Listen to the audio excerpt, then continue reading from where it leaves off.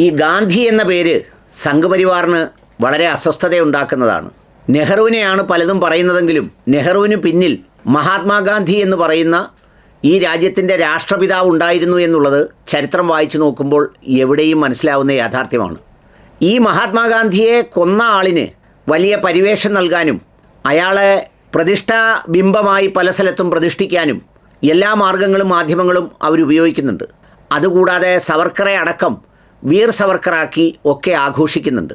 പിന്നെ മഹാത്മാഗാന്ധിയെ കിട്ടാവുന്ന വേദികളിലെല്ലാം ഒളിഞ്ഞും തെളിഞ്ഞും ഒക്കെ എന്തൊക്കെ പറയാമോ അപരാധങ്ങൾ ചെയ്യാമോ അതെല്ലാം ചെയ്യുന്നുണ്ട്. വലിയ മുതിർന്ന ഒരു സംഘപരിവാർ അല്ലെങ്കിൽ സംഘപരിവാരിണിയാണ് ഗാന്ധിജിയുടെ രൂപമുണ്ടാക്കി വെച്ചിട്ട് അതിലേക്ക് നിറയൊഴിച്ച് ആസ്വാദനം കണ്ടെത്തിയത്. രണ്ട് രാജ്യമായതിനു മുന്നിൽ ഗാന്ധിയാണെന്നും അതുപോലെ തന്നെ ജിന്നയെ ഉണ്ടാക്കിയത് ഗാന്ധിയാണെന്നും സർദാർ പട്ടേലിനെ ഇല്ലാതാക്കിയത് ഗാന്ധിയാണെന്നും അംബേദ്കറെ അങ്ങനെ ചെയ്തത് ഗാന്ധിയാണെന്നും ഒക്കെ പറഞ്ഞ് ഒരുപാട് കള്ളക്കഥകൾ വാട്സപ്പ് യൂണിവേഴ്സിറ്റിയിലൂടെ ഒക്കെ പ്രചരിപ്പിക്കുന്നുണ്ട്. പക്ഷേ നിർഭാഗ്യവശാൽ ഈ മഹാത്മാഗാന്ധി എന്ന പേര് ഒരർത്ഥത്തിലും ഈ രാജ്യത്തിൻ്റെ ഒരേടുകളിൽ നിന്നും ലോകത്തു നിന്നും മായ്ക്കാൻ കഴിയുന്നില്ല എന്നതാണ് സത്യം. ഏത് ലോകത്ത് എവിടെ പോയാലും ഈ രാജ്യത്തെ വിശേഷിക്കുമ്പോൾ ഗാന്ധിജിയുടെ ഇന്ത്യ എന്നാണ് പറയുന്നത്. പിന്നെ നമ്മുടെ മംദാനി പറഞ്ഞതുപോലെ നെഹ്റുവിൻ്റെ കൊട്ടേഷൻസും ഒക്കെയാണ് ഓർത്തിരിക്കുന്നത്. നമ്മുടെ ഇപ്പോഴത്തെ പ്രധാനമന്ത്രിയുടെ എന്ത് കൊട്ടേഷൻ ഓർക്കാനാണ്? അപ്പോൾ അതുകൊണ്ട് അതാണ് മഹാത്മാഗാന്ധി.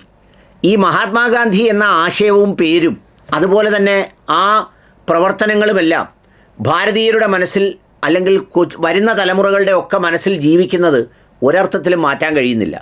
ലോകത്തെ ഏത് രാജ്യങ്ങളിൽ ഇന്ത്യയുടെ ഒരു നേതാവ് പോയാലും അവിടെ ഒരു ഗാന്ധി തെരുവ് അല്ലെങ്കിൽ ഗാന്ധി പ്രതിമ അല്ലെങ്കിൽ ഒരു ഗാന്ധി സ്ക്വയർ അല്ലെങ്കിൽ ഒരു ഗാന്ധി ലൈബ്രറി എന്തെങ്കിലും മഹാത്മാഗാന്ധിയുടെ പേരിൽ ഉണ്ടാകുന്നത് ഉറപ്പാണ്. ചിലപ്പോഴൊക്കെ പ്രിയങ്കയുടെയോ രാഹുലിൻ്റെയോ പേരിൽ ഗാന്ധി വന്നതിനെ അപമാനിക്കുമ്പോൾ ആർക്കെങ്കിലും തോന്നും അത് പ്രിയങ്കയോടും രാഹുലിനോടുമുള്ള എതിർപ്പാണെന്ന് തോന്നുന്നെങ്കിൽ നിങ്ങൾക്ക് തെറ്റി. അത് മഹാത്മാഗാന്ധി എന്ന പേരിനോടുള്ള തന്നെ എതിർപ്പാണ്. അതിലെ ഗാന്ധിയാണ് ഏറ്റവും അസ്വസ്ഥതപ്പെടുത്തുന്നത്. ഇതൊക്കെ ഇപ്പോൾ പറയാൻ എന്താണെന്ന് ചോദിച്ചാൽ മൻറേഗ എന്ന് പറയുന്ന ഒരു പരിപാടി ഇന്ത്യയിലുണ്ടായിരുന്നു. Mahatma Gandhi national rural employment guarantee programme, നമ്മൾ പറയുന്ന ഗ്രാമീണ തൊഴിലുറപ്പ് പദ്ധതി.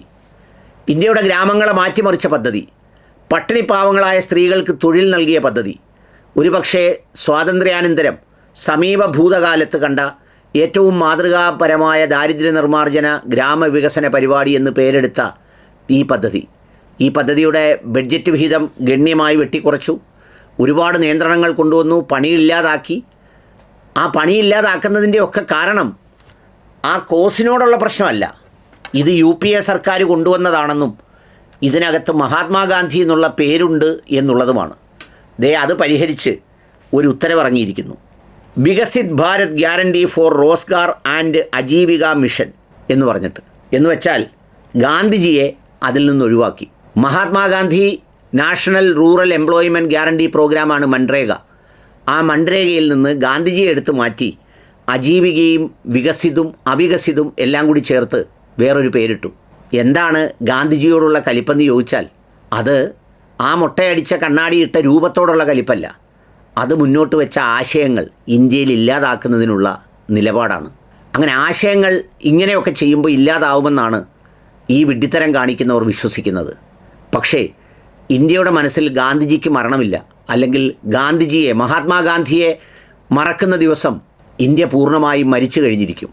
അവസാന ഭാരതീയരായ ഒരാൾ പോലും ലോകത്തൊരിടത്തും ഉണ്ടാവില്ല എന്നതാണ് യാഥാർത്ഥ്യം. അതുകൊണ്ട് ഈ വിഷയത്തിൽ പ്രതിഷേധിക്കുകയും പ്രതികരിക്കുകയും ചെയ്യേണ്ടത് ആവശ്യമാണ്. ഒരു മൊബൈൽ ഫോണിൽ ഒരു സഞ്ചാർ ആപ്പ് ഇട്ടപ്പോൾ അതിനെതിരെ പ്രതിഷേധമുണ്ടാവുമെന്ന് കണ്ട് മണിക്കൂറുകൾ കൊണ്ട് പിൻവലിച്ചവർക്ക് മഹാത്മാഗാന്ധി എന്ന ആശയത്തെ തൊടുന്നത് അപകടകരമാണ് എന്ന ബോധ്യം ആശയപ്രചരണത്തിലൂടെ, ജനാധിപത്യ പ്രതികരണങ്ങളിലൂടെ ഈ രാജ്യത്തെ അറിയിക്കേണ്ടതുണ്ട്, ലോകത്തെ അറിയിക്കേണ്ടതുണ്ട്.